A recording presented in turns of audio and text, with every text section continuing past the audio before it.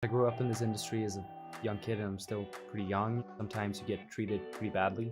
If I'm able to make a change for young actors going into this business by being nice to them, I want to do that. I'm so excited to talk to you today because I have binged the second season. So we're going to have to talk plot spoilers. We're going to have to get into it. And the one thing we need to get into first is the final episode where you've got that shotgun and you're pointing at August.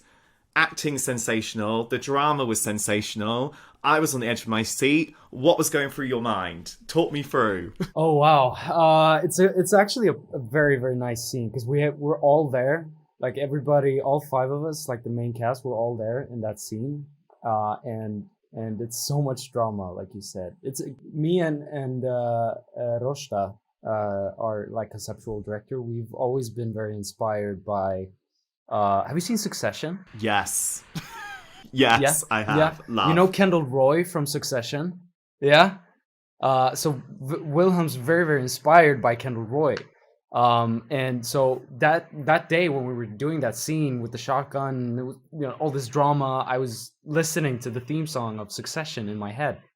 So I was like in that mood, and then we did that scene and I just kept like increasing the intensity. And you know that spit in the end when I spit at August? We did like maybe 8 different kinds of them, and I just tried different kinds of spitting. It was so much fun. You always love doing those kinds of scenes because it's so much drama. It's just yelling. It's amazing. I just love the fact you had to find multiple different ways of spitting. Yeah, isn't it fun? Yeah, that's why you love this work, you know. Yeah, you're like, let me just get a little bit of phlegm for this one. Stand back. This one's gonna be more of a spray. Okay, everybody, stand back. This is a spray take. So. I love it, and then obviously there is the scene of all scenes is the cliffhanger at the end of the season where he comes out. Dun dun dun. Yeah. How was that for you to stand up there and deliver that speech? What was going through your head? I mean, it felt very, very important. It always has. Like from when I read that scene for the first time, it's changed a lot too in different versions of the script. But when we had the final version of it and I read it, I felt like, okay, this is we need to deliver this perfectly. And it's such a strong moment. Like it says so much about Wilhelm and his journey. And him growing up and realizing things and doing things, because he does a lot of things for himself this season and doesn't really think about others. But at that point, he doesn't really think about himself. He thinks about many, many people. He thinks about a whole world, a whole community, his family, Simon, his friends. He thinks about so many things, and it's very strong. And it was a long day shooting that because we did it from so many different angles. But it's very powerful, isn't it? Oh, it's so powerful. It really hit me. I felt very emotional watching it. It did? I had a little tear. Yeah, it really got me. And then, wow. And then I was like, oh my God, surely there's going to be a couple more minutes after this. Like, we're going to see him run into the stands, give Simon a big kiss. This is what we're going to get. And I was like, the absolute mother beepers. I can't believe they just left it on that cliffhanger. Well, I couldn't believe it. We have to, Yeah. We leave on a pretty heavy note. Like, okay, he's the first royal ever in history to like come out as openly queer. And he's like, okay, everybody, I'm queer and I lied and this is my boyfriend. I'm in love with this guy. Ta-ta. It's very it's very heavy, leaving it at that point. But I think it's good too. Like we every show needs a good cliffhanger. Oh, it does. And I think it's such a special moment because I think regardless of anyone's sexuality, we all have those moments where we have to really face ourselves and face ourselves in the mirror and work out who we are and who we want to be. Yeah. For you, what's been a real key kind of like coming of age and like sort of really understanding yourself moment for you? I love those moments. And I think I'm like subconsciously seeking them in my everyday life. And luckily, and I think that's the reason why I've been doing this for 14 years, I get those moments a lot in my work. I learned so much, and I learned so much from like the characters I play. like Wilhelm's taught me a lot about being able to feel stuff and communicating with people around me. And I think that's beautiful. But it's like that's like one of the most beautiful parts of life, isn't it? Just like growing up, learning things, seeing stuff from different perspectives that you didn't just a few months ago. That's totally true. I totally get what you mean, and I think that's what's so special about so many different parts of this show, and especially one of the things which I think what you were just saying about the honesty and being honest with yourself and being honest with others and sharing with others is so important. And one of the things I love about the characters is they're always very open and honest with each other. They're always checking in with each other. They're always like, how are you? How are you really? Right. Like, and that is such a potent and very special and much needed question we need to ask each and every one of us and ourselves is, how are we actually? And the whole way the show deals with mental health is very powerful, especially the way they deal with Wilhelm's anxiety, for instance. To prepare for that and to go on that journey, what did you do and how did you prepare for it? Oh, good question. Well, like there's always been a discussion, a creative discussion about like how do we want to portray Wilhelm's anxiety, and Wilhelm's always been experiencing this like anxiety part of him. Like that's always been there for him and as a challenge in his life, and that comes from like living with extreme pressure on his shoulders and traditions and all of that, and he's feeling very alienated. He's not like fitting in anywhere because he's very special, and everybody's always told him like, you're part of the royal house and you're a prince, and like that just makes him stand out more, and I guess he feels lonely.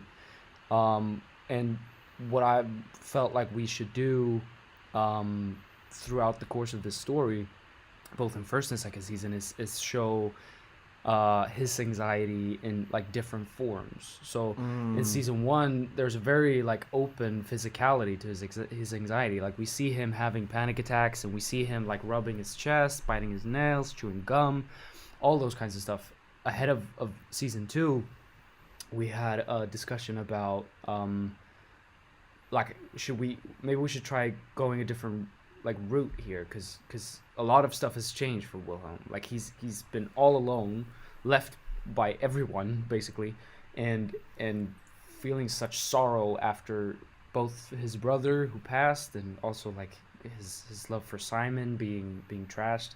We felt like this new Wilhelm he's way more like introverted, he's keeps stuff to himself, which is like, if we're being honest, it's what royal protocol tells him to do, like keep stuff behind closed doors. So subconsciously he follows like the royal protocol, even though he doesn't want to, and he's not comfortable with it. I think the fact that he is so introvert this season is also what like drives him to do what he does in the last episode, like being open and talking openly for the first time in front of like the whole school, his family, cameras, Simon. It's a cool story that he goes through, a beautiful journey this season. And I think it's an important journey that so many people need to see reflected on screen too. How do you think it's made you reflect on your own journey with your own mental well-being? And what's that journey look like for you? I studied behavioral science in high school here in Sweden. So I've read and learned a lot about like psychology and philosophy and communication and stuff like that, and one of the main things that it has taught me is to be able to like feel comfortable in your own mind, I guess.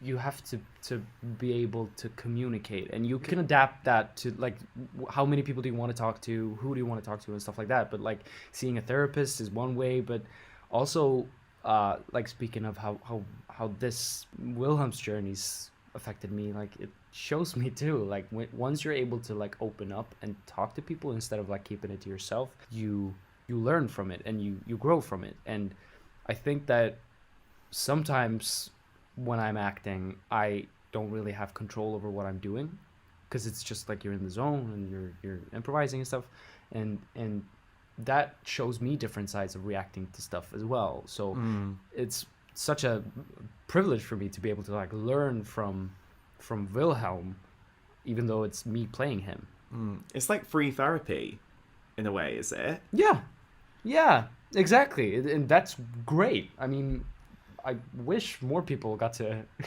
experience that because you know I'm a strong advocate for therapy, and I think it's important to talk about mental health, and I think that's also one of the themes that we're exploring. Season 2 is so much about like secrets. What happens when you keep secrets, and why do we keep secrets and stuff like that. So, and that is both regarding to like relationships between people, but also mental health. Like what's the benefits and the cons of keeping stuff to yourself and not communicating with people. Oh my god, 100%. And having a stronger relationship with yourself enables you to have a stronger relationship with your whole sense of self as well. Do you think yes, exactly, learn a new level of self-love for yourself from portraying this character and being on this journey and being in a show which is all about self-discovery, do you think?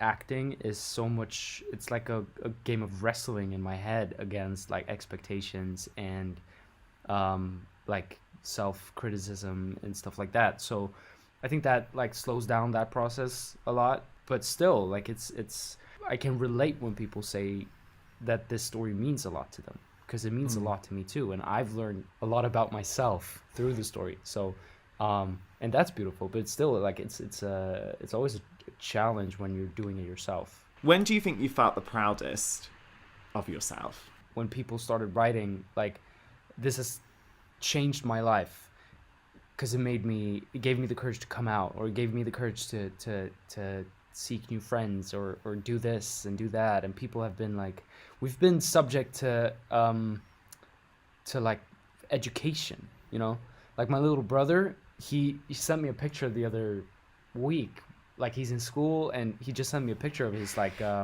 his book from a class, and it was a picture of us. So like we made an impact, and working hard for what, like when you've worked really really hard and you realize like, okay, we made an impact. I felt super proud, and I felt super proud wrapping season 2 as well, of course, but it's been such a momentum for us, and it's been challenging, really really challenging at times, because you start to like reflect on expectations, which is always a bit dangerous. I feel like I always get proud of myself when I'm able to like reflect on earlier experiences and seeing them from different perspectives. I feel like I'm evolving and growing, and I guess that's what most part of life is about, you know. That's the biggest meaning of life, isn't it? Growing, evolving, and learning more about yourself. And I guess I mean, it's that and love. I mean, you know. Which is what this show is all about, and that's why people love it so much. And when we did put out, we were doing this episode, the amount of messages I got from people being like, oh my god, I need you to ask this question. It was honestly insane. But one of the ones that I found the funniest, which I feel like we just need to get into real quick, is they wanted you to rank your hairstyles. Do you prefer the long hair, short hair, or the mullet? The deep, meaningful questions we need to get into. Oh my god! What's the peak hair moment for you? Oh, wow, it's actually funny because like I haven't had this many different hairstyles in 1 year since I was like, I don't know, 7. You know, I've always had like the same type of hairstyle. They're so good in different ways, you know. I mean, season 1, Wilhelm's haircut said so much about him. It was so good for Wilhelm season 1, but the shorter hair, with the side part, it was so good for Wilhelm season 2. That wouldn't have worked season 1. And the mullet is just amazing, you know. It's fun. Yeah. The mullet life chose you. Yeah, basically, it was so much fun because I did it for a different role. I just wrapped Swedish movie, and I was sitting during my like hair and makeup test, and we started talking about like, what should we do with the hair, and I just threw it out, like, what if he had a mullet? And our makeup department was like, yes, of course. And I was like, I didn't even have time to say anything before they started cutting, so I had no time like backing out of it. But I really like it. It's cool. If I was to rank them, I got it. Okay, I have a rank. So short hair with the side part, that's number 1. Then I think the mullet, and then I think the long hair. Well, that is a strong choice. I agree. I'm more of a long hair fan myself, but I'm there for it. But before you go off to try yet another hairstyle this year, we always end on this final question, and that always is, in the reign of your life, what is the one rule you'll always live by? Be the person you needed when you were younger. Oh my god, I love that. Yeah, that sentence has been in my head for a few years now. Because I grew up in this industry as a young kid, and I'm still pretty young, you know. And sometimes you get treated pretty badly. And I just feel like if I'm able to make a change for young actors going into this business by being nice to them, I want to do that. So I guess that's the rule I live by. Good question. I love that. Wow, that's beautiful. I know, deep. That's what we love about. That's what we're about on this podcast. Little deep moments, and I love that because that is what this show is all about. And I think it also shows, and what you do on screen is you give a lot of younger people a lot of extra security in who they are. And I think even looking back on this show, watching it now as a queer person, I'm like, I needed this when I was younger. So you are the person you needed. Oh, that's so sweet. When I was younger. So thank you. Oh, that's so beautiful, Josh. Oh, we are ending on a poetic note. Yes, we are. Of course we are.